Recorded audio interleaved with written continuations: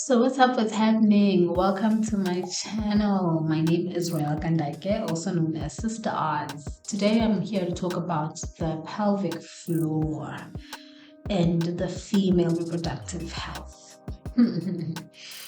I feel like this is very necessary because all of the videos that I'm seeing going around are just talking about the pelvic floor and its muscles and its existence only in relation to just sexual, in the sexual context.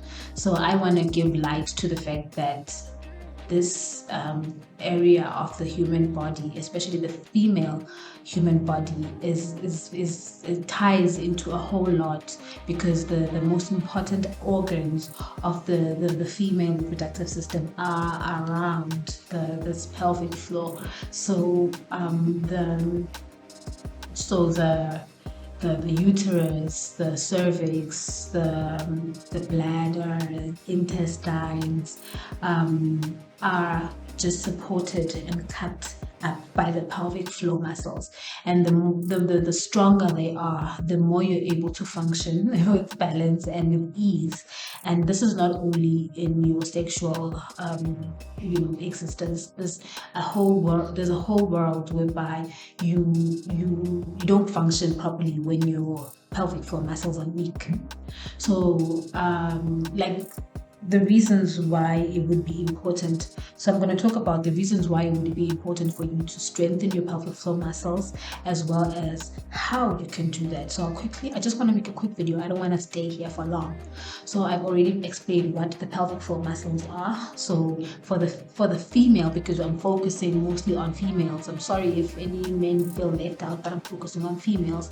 Maybe you can listen in if you're a guy, for your daughter and for your wife or for your sisters, but just right now I'm just focusing in on females. So for the female human body, the pelvic floor muscles, they protect, or they cover up, they shield, they house, they're the like I said, the uterus, the cervix, the intestines, the bladder, as well as the urethra. I think just the whole vaginal area, So when they're not when these muscles are not strong, it shows itself out mostly for ladies who have children. So once you've had a child, you know that there's a whole lot of pressure that goes into this area.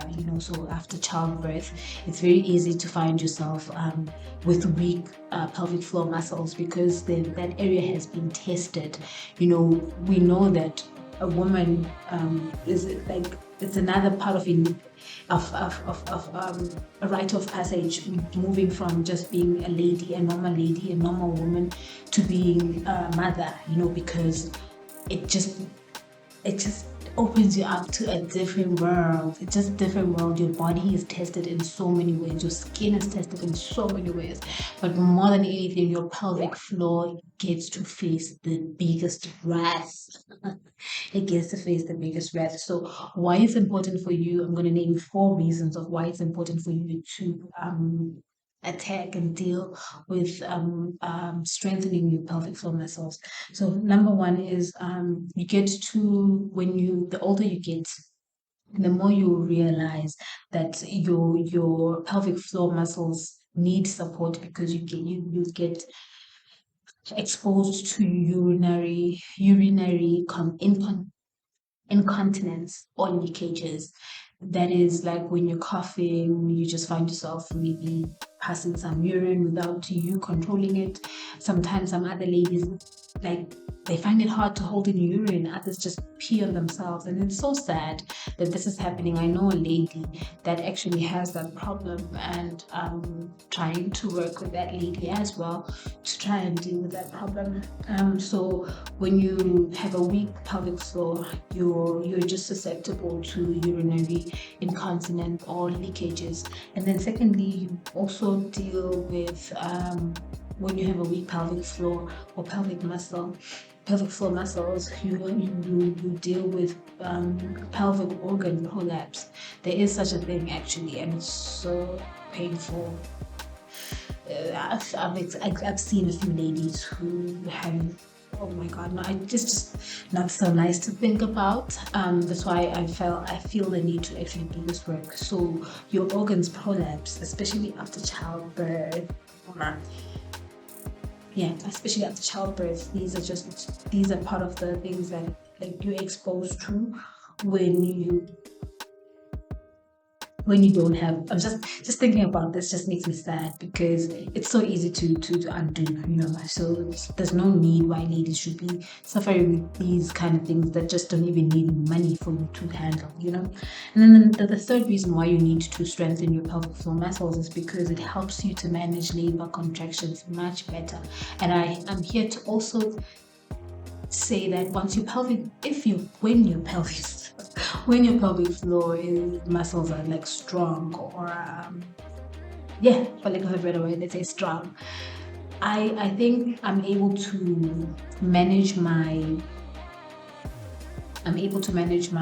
cycle much easier, and I don't know if that has to do with having labor contraction experience, so you don't feel the discomfort in your womb as much. But when your pelvic floor muscles are strong, you're able to withstand all discomfort that is associated with the organs that are in that area, and mostly the uterus does the most for people. So the uterus and the cervix, especially when you are dilating or contracting for dilation for labor, having strong pelvic floor muscles goes a long way, because it's the longest pain you will ever feel. But you don't have to feel that pain, because you can strengthen your pelvic floor muscles. And then lastly, what we've all been hearing about, a healthy sex life. And I won't even go deeper into that because we all know what that's about. I don't want to feed more energy into it. There's a lot of energy around it as we speak. So how do we do this strengthening of these muscles? So we can do this by squatting. Everybody knows how to squat. You can just pardon that. It's my alarm. So we squat constantly, regularly. You also try to do bridge exercises. You can easily look these up. If you want me to talk more about these exercises, let me know in the comment section, and I'll just, I don't know, make short videos about it on TikTok, and then then link them in this video just for people to see how they look. So squats, bridge exercises, as well as Kegling. Kegling is the most important one, and Kegling is just so important. You just squeeze. You like that